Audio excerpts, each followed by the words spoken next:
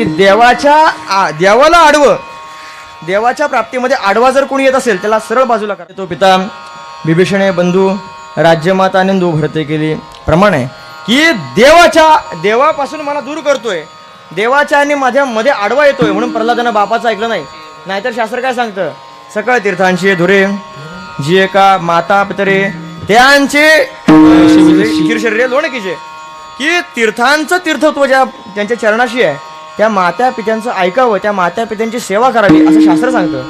पण जरी शास्त्रानं मात्या पित्याला देव मानलेलं असलं तर देवाच्या आणि आपल्या मध्ये जर ती येत असेल तर त्यांचं ऐकू नये असं तुकोबाराय म्हणतात. का? आमच्या पूर्वसुरूंनी हे आचरलंय की प्रल्हादानं स्वतःच्या बापाला बाजूला केलं, विभीषणानं स्वतःच्या मोठ्या भावाला बाजूला केलं, नवे भरतानं आपल्या भावाला वनवासाला पाठवलं, आपल्या आणि भावाच्या मध्ये दुरावा निर्माण केला, म्हणून स्वतःच्या आईचा पण त्याग केला. आणि सांगतो तुम्हाला मी, गुरु साक्षात परब्रह्म मानलेला आहे, बरोबर ना? किती सुंदर वर्णन केलंय. ओंकार स्वरूपा सद्गुरु समर्था अनाथांच्या नाथा तुझं नमो, बरोबर ना? सद्गुरूंचं एवढं वर्णन